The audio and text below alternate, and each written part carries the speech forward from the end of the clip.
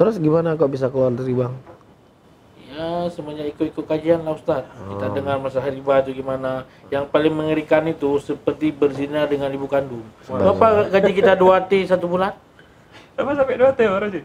Enggak Kalau misalnya.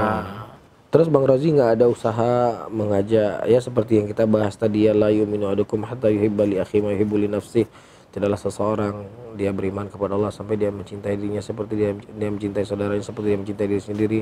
Bang Rozi nggak suka terjatuh kepada riba. Ada nggak Bang Rozi ngajak teman-teman supaya juga meninggalkan riba? Oh rame Ustaz yang kita ajak. Terus? Teman-teman banyak alasan, bermacam-macam alasan. Alasan belum siap, alasan ada juga yang di syariah. Kami syariah. Gitu. Banyak lah, ada yang takut maestri Ustaz. Takut nggak bisa makan, ya kan? Lapar mungkin. Kan suruh diet keto makanya jadi nggak perlu banyak makan. Biar gitu lagi ujung-ujungnya.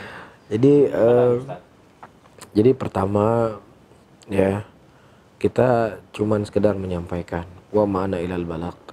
Tidaklah saya kecuali hanya sekedar menyampaikan. Ya, di sana banyak orang yang bukan banyak. Di sana ada orang yang lebih alim dari kita, lebih fasih dari kita dalam berbicara, lebih bersih hatinya, lebih ikhlas dan dalam dia berdakwah. Maka juga terkadang ya yang namanya manusia ada keterbatasan. Mereka tidak bisa mengajak orang yang paling mereka cintai. Allah ceritakan tentang Nabi Nuh alaihissalam, inni da'autu qaumi laila wa nahara falam yazidhum du'ai ila firara.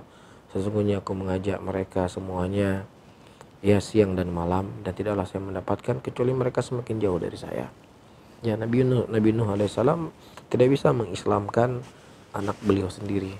Nah kita tidak semulia Nabi Nuh, tidak sesuci Nabi Nuh, kita hanya sekedar menyampaikan saja. Ya kalau mereka tidak menerima, toh orang yang lebih mulia dari saya dakwahnya juga tidak diterima, sehingga ini tidak membuat kita putus asa, tapi kita terus bersemangat.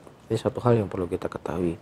Kemudian yang kedua, ya mungkin ada cara yang harus kita sampaikan dengan cara yang baik, dengan cara yang bijak. Ya ketika kita menyampaikan itu memang kita tuh sayang sama dia, kita pingin dia tuh lepas dari itu, bukan menjatuhkan, ya bukan maksud kita menganggap kita tuh suci, dia tuh kotor. Ya ini hal-hal yang perlu kita ketahui di dalam menyampaikan. Ibnu Qayyim rahimahullah menyebutkan dalam sebuah syair yang artinya ya dalam nasihat tersebut beliau mengatakan, ketika engkau menasihati orang daripada dosa yang dilakukan, maka juga lihat posisi kamu dulu sebelum kamu berbuat dosa. Ya kita kan dulu juga sulit meninggalkan, kita harus begini, kita harus begini. Nah begitu juga ketika kita berhadapan dengan saudara kita yang masih bergelimpangan dengan dosa riba, ya kita juga ada cara yang harus kita sampaikan sama mereka. Dan juga mungkin ada ide-ide cemerlang, ya mungkin kita nggak boleh nih riba gini. Tapi kadang kita jarang memberikan solusi.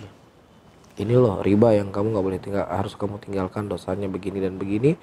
Ini solusinya 1, 2, 3, 4 dan sepertinya ini peluang-peluang besar.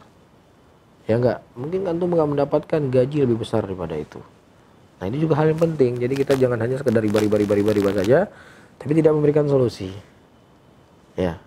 Kemudian yang ketiga mungkin diingatkan sama dia dengan hadis Rasulullah, man taraka lillahi syai'an awadallahu khairan minhu. Barang siapa yang seseorang meninggalkan sesuatu karena Allah, pasti Allah akan ganti yang lebih baik.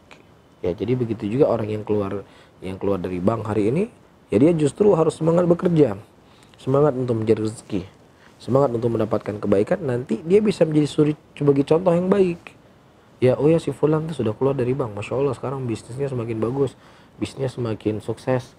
Ya nah, jadi pendorong. Jadi kalau nanti misalnya Bang Rozi keluar dari bank terus nggak kerja, wah saya nggak mau kayak Rozi nanti tuh. Misalkan gitu kan. Jadi kita misalnya saya sebutkan misal, jadi kita yang ini harus bersemangat ya bekerja walaupun mungkin kita belum artis, setidaknya saya masih punya semangat seperti itu, ingin bekerja seperti ini. Kemudian yang terakhir, ini terkadang yang jarang kita lakukan, sering kita lupa. Kita lebih hanya mengandalkan omongan kita lebih mengandalkan kepintaran dalam kita menyampaikan, kita lebih mengedepankan dalil misalnya.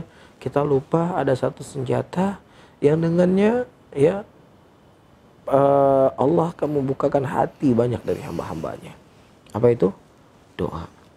Di siang hari kita mengajaknya, di sore hari kita mengajaknya, di malam hari kita bangun, ya bangun malam atau ke dalam sujud kita khususkan doa kepada saudara kita itu. Ya Allah, saya punya teman ya Allah namanya si fulan, ya Allah orangnya baik ya Allah, akhlaknya baik ya Allah, dia semangat ingin kebaikan ya Allah, bukakan pintu hatinya supaya dia bisa meninggalkan dosa riba ini ya Allah. Nah ini yang seharusnya kita lakukan, karena dalam sebuah hadis Rasulullah mengatakan di antara doa-doa yang dikabulkan oleh Allah yaitu dia mendoakan kebaikan untuk saudaranya di tengah-tengah saudaranya tidak hadir bersamanya. Ini yang terkadang kita lupa.